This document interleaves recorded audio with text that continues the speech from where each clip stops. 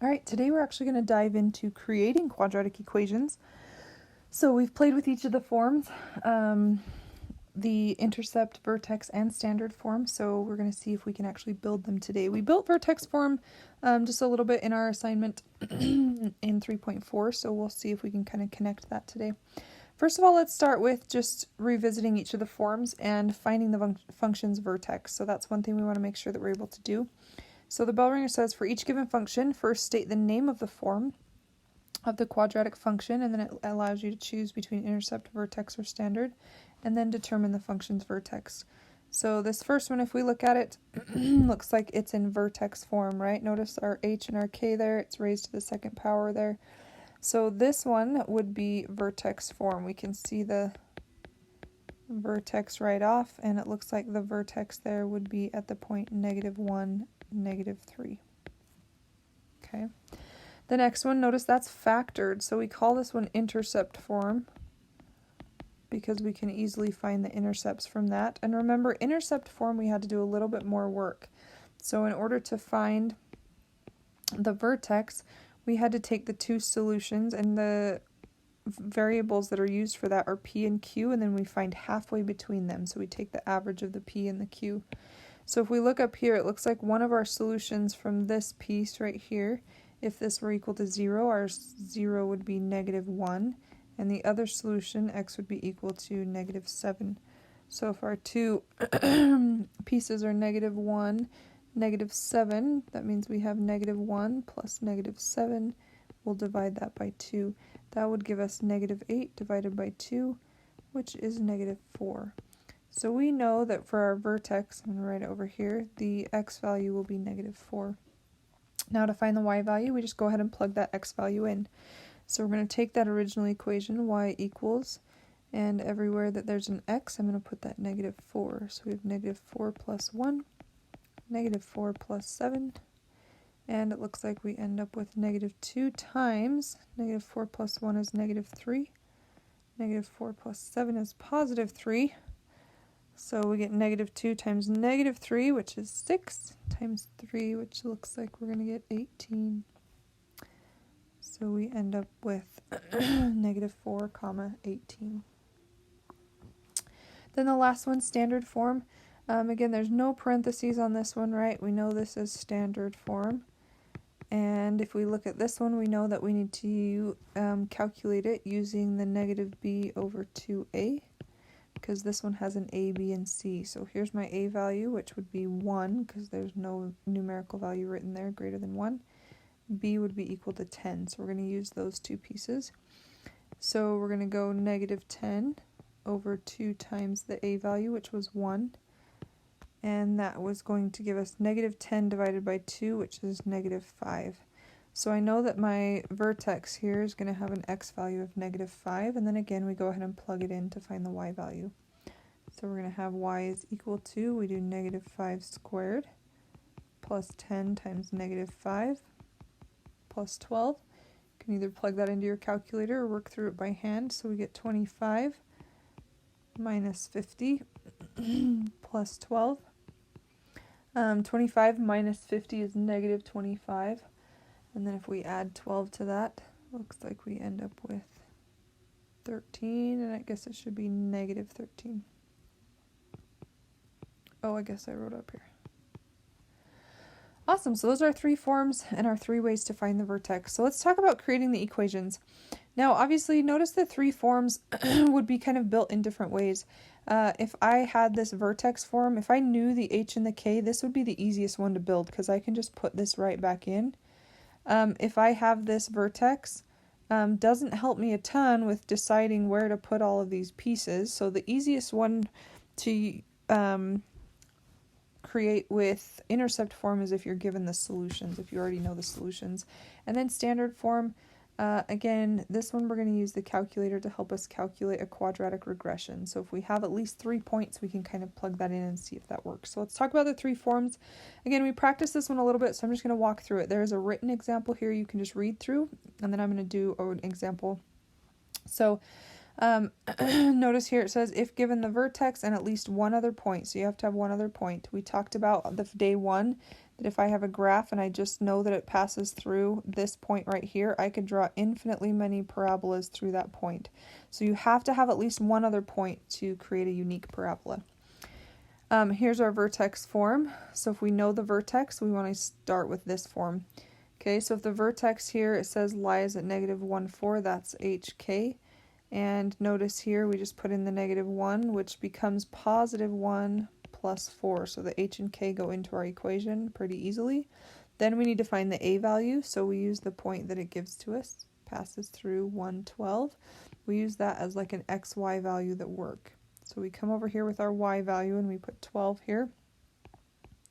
And we go equals a, and then we put the 1 in where the x is, and then we continue to simplify. So you can kind of look at their work and how they come up with that. I'm going to jump down and do one of them as an example. So let's work through this one together. Again, it says create an equation for the parabola given the vertex. Now it doesn't tell us what form it has to be in, but it gives us the vertex. So as soon as it does that, I'm going to label this hk so I remember that that's going to be the most useful piece in building this function. And then it's going to pass through the point 0, 4. So this is eventually going to be like an xy value that I can use. So just as a reminder, I'm going to write the vertex form. And then I'm going to start plugging in some values. So I have y is equal to, I'm going to have an a value here, I'm going to have x, and I'm going to have plus k or something on the end. So if I put in the 3 and the 5, 3 for my h, 5 for my k, this is essentially what your equation is going to look like. Now we just need to find an a value. So remember, we bring our xy, our 0, 4, over here to plug in and find that. So if I put 4 in for y and 0 in for x, then a becomes the only variable involved in the equation that I can solve for. So we get 4 is equal to a. This is negative 3 squared. So really that's 4 is equal to a times 9. Oh, that's an a and a 9 all at once. Plus 5. So the 9 is stuck to the a, so don't try and combine it with the 5. Let's subtract the 5 to the other side. We get negative 1 equals 9 times a, divide by 9. And a is equal to negative 1/9. So you're going to come back up here to that equation that you started with and put... I'm going to erase, let's see if I can, without erasing everything. There we go. We're going to put in that negative 1/9. So that makes sure that it has that vertex, but also that it passes through that point. Okay, if you're given a graph, you get to choose, again, what information you use to build the equation. Notice on this one, the x-intercepts are actually really hard to tell where they're at exactly, but the vertex is pretty clear. So this is one of those, again, you would identify your vertex. It looks like it's at the point negative 2, negative 3, and that would allow us to build most of the equation. So again, we go y is equal to a. If my h value is negative 2, I'm going to put plus 2, and my y value, k value is negative 3, so we're going to have minus 3. Then you just need to choose one other point. Just make sure you choose a point at which you can tell it's crossing. So notice, like right here, can you guys see that is crossing at a lattice point, not just some random value? So I choose one that I can tell. Now that's the point negative 4, negative 1. That can be my xy to help me find if this is stretched or shrunk. So I'm going to go ahead and I'm going to do y, which is negative 1, is equal to a. My x value, negative 4 plus 2, quantity squared minus 3. Again, we're just going to simplify. So we get a, this is going to be negative 2 squared. I'm going to add that 3 over while we're at it. We get 2 is equal to, negative 2 squared is 4 times a. Then we could divide by 4. So a is equal to 1/2. So then we come back up to our original equation we were putting together, and we put our 1/2 in here for a. Okay, and that's vertex form.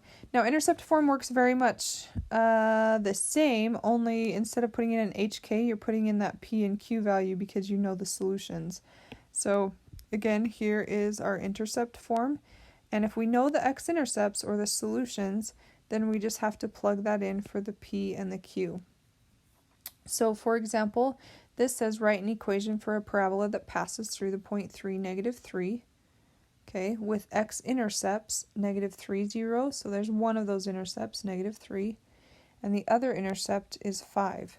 So when we plug it into the equation, you'll notice here by this f of x, they put in x plus 3 and x minus 5. Remember when we solved them, those signs change, so when we put them back in, they also change. Okay. Again, most of your equation is done right there. Then you just use that point xy to help you find the a value. So notice they put -3 off here to the side for their y value. Everywhere there was an x, they put that +3 in there, and then just simplified. So let's work through one of these together. Create a quadratic equation for a parabola given it has x-intercepts -2 and +6. Passes through the point 5, -12. So again, as soon as I see intercepts, that clues me into, okay, I'm going to use intercept form. So here's my intercept form. So I'm going to go ahead and do y is equal to a. And I'm going to put these values in here. So if one of my intercepts here is -2, I'm going to put +2. The other one is at 6, so I'm going to put -6. From there, again, you have most of your equation built. You just need to find the a value. So we're going to use this extra point here to help us do that. So I'm going to put -12 here where the y is. And then everywhere there would be an x, I get to put the 5. So 5 plus 2 and 5 minus 6. And then we can simplify. So -12 is equal to a. 5 plus 2 is 7. 5 minus 6 is -1. So we have -12 equals a times 7 times -1. So 7 times -1 is like -7a. Divide by -7. So it looks like our a value on this one is 12/7. Now we're going to leave them as fractions. Those are more exact. We don't have to round. And then we just go ahead and we put this in up for our a value here. So let's see if we can erase that without erasing everything. Oh, close. So here's our equal sign. And we're going to put in 12/7. So there's our equation right there. If we were to graph it, it should have those x-intercepts and pass through that point. Okay, on the next one, again, if you guys look at this example, notice that if I wanted to use vertex form, the vertex is hard to see right here. You can't hardly tell exactly where it's at. It looks like it's just beyond -12. But notice the intercepts are very clear on this one. So this is one of those where we would say, okay, well, I have an intercept here at -5. I have an intercept here at 2. So I can go ahead and actually build most of this equation by putting in that -5 solution. It becomes a +5. And the +2 solution becomes subtracting 2. So you can build most of your equation that way. And then again, you just need to choose one other point. So if I can tell this is crossing at 0, -10, then I can go ahead and put in my x and my y to figure out the a value. So my y value of -10, 0 in for x, and then we simplify. So -10 is equal to a. We get 5 times -2, and 5 times -2 is also -10. So this is like -10a on this side, and we've got -10 over here. So if you divide by -10, anything divided by itself is 1. So when you come in here to put that a value in, we really don't have to write a 1, but it might be good just to write it so we remember that we found the a value and it was equal to a +1. All right, any of those are fair game, just given that you have the correct information. Now the last one is the calculator method, and this is we're learning this one because it helps us to create some sort of quadratic regression if we just have pieces that aren't those intercepts. So this says using the calculator you have to have at least 3 distinct points, and that's really important. If I'm trying to create a quadratic equation and I only give it this point and this point, it's going to try its hardest to make a parabola that goes through those points, but it could make it look almost like anything it would like. So what we want to do is give it at least 3 points. And these are essentially the steps. So you're just going to push these buttons. Does that make sense? And you're going to follow those steps as you go through this. So essentially you're going to push the stat button and you're going to click edit. You're going to put your values or your points that are given. So I'm going to use example E down here as kind of an example. You're going to put these values into list 1 and list 2. So if I had the point 3, negative 3, the x values go into list 1, the y values go into list 2. The next point, negative 3, 0. So again, I put negative 3 in there and 0, and then the last point, 5 and 0. Once you plug in that, then again, you go to the next step. So you're going to push stat, you're going to go over to calc, and there should be the option to create a quadratic regression. Once you click on that, it's going to show you that you're choosing list 1 and list 2, which is great because that's where we put the data. And then you're going to tell it to calculate. Now when you do that, you're going to get y is equal to ax squared plus bx plus c. And then it's going to tell you the a value, the b value, and the c value. Let's see if our calculator app works on this. I actually don't know if it does. Let's try her out. So if we take this, let's skip this thing, and we go to stat. So stat is right in the same row as the green button. Notice edit is the first option, so I'm going to click edit. Let's see if this actually works. Okay, now I got to remember which one we're doing here. So notice the list is going to be 3, negative 3, negative 3, 0, and 5, 0. So we're going to go 3, push enter, negative 3, and 5. Okay, I might have done that wrong. Negative 3, 0, 0. I'm going to check my work really quick. 3, negative 3, negative 3, 0. Very good. Okay, so from here, again, we're going to push stat. So you just walk yourself through those steps, and we're going to go over to calculate. So up at the top, if you push the over button, we go to calculate.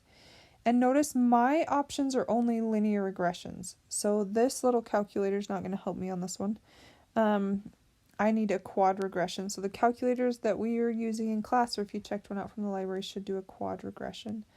And then you're going to go into that. And again, it will give you those numerical values. Now on this specific one, I believe it gives you a few values. Let me plug it in really quickly. We just want to make sure that we have those correct values. I'm sorry that you can't see this,